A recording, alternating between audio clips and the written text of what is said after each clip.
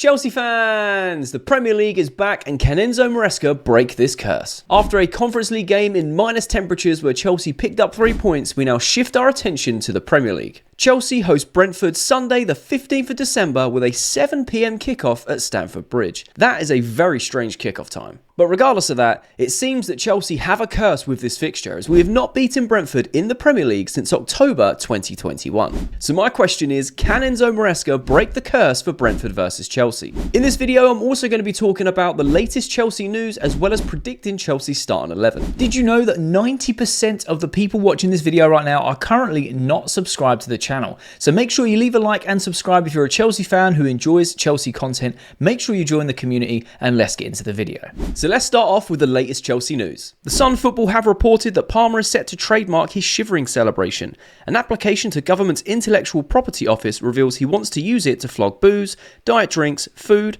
clothes, toys, aftershaves, cosmetics, razors, and even cars. The Athletic have reported that Chelsea do not share the sentiment from the outside that they are a top keeper and a centre-back away from winning the league. The understanding is the main core is now together, and although they will express market possibilities, no rash decisions will be made. Ninzar Kinsella has reported that Cesar Casadei has opened talks with Monza over a January loan move.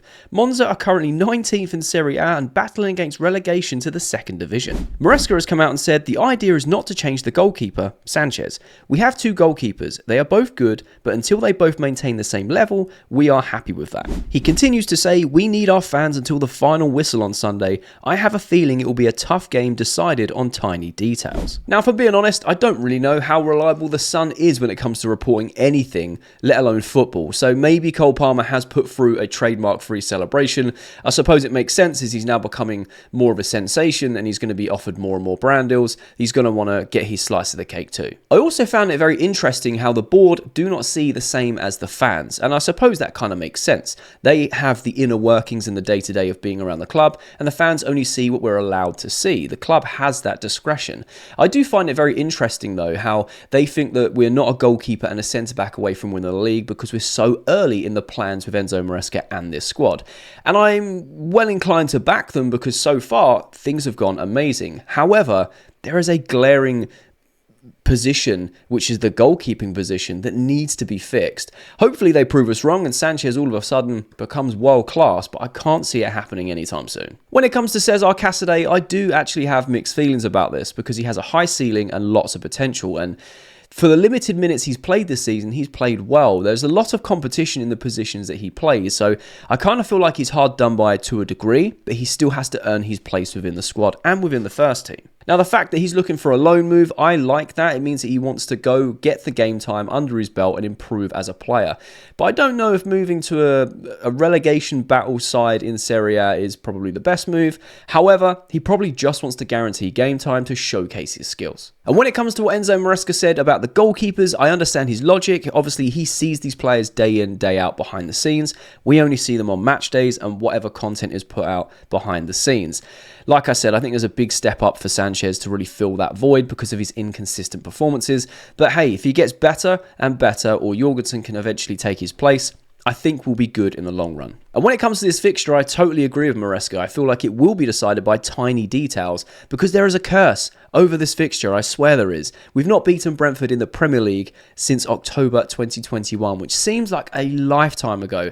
They always seem to get a result against Chelsea. However, I do feel very confident going into the game Sunday on our current form, the way the players are playing, Enzo Maresca's system and the culture and how everything is transformed in Chelsea in such a short space of time. I do believe we can get the 3 points. So let's predict this Chelsea starting 11. Now, when it comes to this predicted 11, I feel like it may be one of the easier 11s to predict because I feel like a few positions are kind of getting nailed on the more and more we go through the season. Also, with that game in Kazakhstan only a few days ago, with all the time difference and the travel, it kind of eliminates a lot of players for the Brentford game. So we'll start in goal, and it's going to be Robert Sanchez that starts, especially after what Maresca has come out and said about having two goalkeepers and not trying to change them too much. Obviously, if injuries happen or there's a severe dip in form, he likes Sanchez as his number one keeper. All that I'm hoping for is that against Brentford, who always seem to get a result against us, this game is going to be decided by tiny decisions they're going to have big impacts. And I agree with Maresca in that, because Brentford always get a result against us, home or away. I'm just praying that Sanchez is a good shot stopper and has great distribution and just doesn't have the nerves. Like, I hope he's just calm, cool and collected, because when he has games like that, he plays fantastic. Look at the game against Villa. He still made a couple of errors in terms of distribution, but his all-round game was fantastic, and we kept a clean sheet and won 3-0. We want more of that. That's essentially what we want as fans, because we know he's capable of it. It's just the inconsistent performances that let him down. Now, moving on to right back, I feel like there's only one person that can be, and that is Marc Cucurella. In my humble opinion, I can never spell it right because I always call him Kuka, and it's that way. He's the best left back in the league right now. He's fantastic. His standards are so high. He's been consistently good for 12 months now. This guy is phenomenal, and he needs to play every time that he is fit, ready, and available. Hopefully, we have no more slips, because I don't know what that was about. I'm assuming behind the scenes there was some very strong words about the kit man or what boots he was using. I'm pretty sure Puma are not very happy with how Cucurella dealt with it, but at the same time, I'm pretty sure Cucurella was not happy that the boots let him down. Whether it is that or just a genuine slip or whatever, regardless, Cucurella with no more slips is fantastic, because as soon as he changed his boots, he was back to his normal self against Tottenham. So Cucurella has to start for me. His standards are so high, and he's a fantastic left back. When it comes to the centre backs, I feel like we know the pairing is going to be Badiashile and Colwell. Now, one thing that we saw against Tottenham that was changed by Maresca, and again, subtle changes that made a big difference, is I feel like Badiashile is going to start on the left-hand side of the two centre-backs. He is a lot more comfortable on that side than he is on the right-hand side. And it kind of makes sense. He's an out-and-out left-footed player. However, Levi Colwell seems to be versatile enough to play either side and be comfortable. So I feel like it will work this way, where you have Badiashile on the left-hand side and Colwell on the right-hand side. That's how I feel like those three, or four, including the keeper, that's how it's going to be. We know this. The right-back is a bit of a situation, though. We are getting very close with Ashimpong signing a new deal, which is fantastic news because he's such an incredible talent. Malo Gusto is fit, as far as I'm aware. There's been nothing I've seen. This has been recorded on a Friday. There's nothing I've seen so far to suggest he's not fit. But we have been playing Caicedo at right back and then inverting him. It surprised me that he did it 2 games in a row. Is this the new system that Maresca wants to play? Because I back it. It works very well.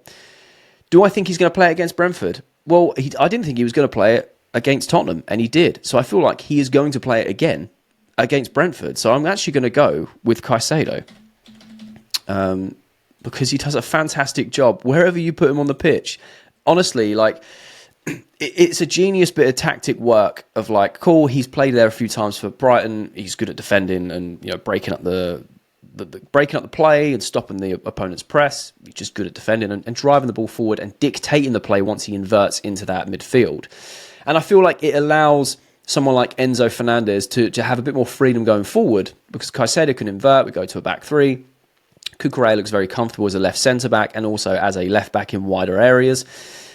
I think it just works very well, and it also allows that trio, that magic three of Lavia, Caicedo and Enzo to all play in the system. So I feel like, hey, if he's done it twice in a row, will he do it 3 times in a row? This could be potentially something that we could see on a more consistent basis. And I'm all here for it, because Caicedo hasn't put a foot wrong. Very lucky to not be sent off via VAR against Tottenham, understandably. Fair enough, these things happen, but these things happen regardless of where you are on the pitch. He is making a lot of challenges. But other than that, Caicedo is the best DM in the league. And the other thing that he can add to his wheelhouse is how versatile he is, and how he can be utilised as a utility player and play at right back if needed. He's been unbelievable for, again, a good calendar year now. So super excited. And yeah, if I see Caicedo right back, I am happy with that. We could see Gusto start there. I'm still happy with that. Either way, I think we're quite strong in that position, and Maresca has found an alternative for when Reece James isn't fit and we have Gusto, and rather than use Gusto for all the games possible, it also gives him some breathing space as well. Now, they were both rested for the midweek game, so they both should be fit, ready and available. So I expect to see both of them play at some point, whether Caicedo starts at right back and then Gusto comes on later on in the game, and maybe we take Lavia off from one of the 6 positions or something like that to rotate. I don't know. But moving on to the double 6 positions, that leaves the 2 characters we have left for that role in the first team, which is Romeo Lavia, and Enzo Fernandez. There he is. Romeo Lavia. Put him on the left-hand side. And Enzo Fernandez. There he is. And I'll tell you what. These guys, Enzo Fernandez specifically, what a run of games this guy's having. Like, I know he's had this stuff going on off the pitch, and a lot of people are saying, oh, hey, he's such a better player since the divorce, which I think is very, very harsh and a little disrespectful because that's his personal life. But I also see the banterous side of it where the numbers have drastically improved. He looks a lot happier on the pitch and he's enjoying his football. And long may it continue. We are starting to see the World Cup winner, Enzo Fernandez, in a Chelsea shirt, and I'm all here for it. So as long as he's happy, I'm happy. But these three, Lavia, Enzo, Caicedo, I said this at the start of the season, it is the dream trio to play in the midfield, but how are you going to fit them all in? I don't think we have enough time to kind of test it and run it out and kind of make it work. And I feel like Enzo has done this behind the scenes and worked and incorporated this into the system. So it works straight away with Caicedo being right back and then inverting. So once he inverts, it allows Enzo to drive forward. And then again, you've got Enzo in a more free attacking role. You've got Lavia and Caicedo as a double pivot. It's genius. It works. And I'm all for it.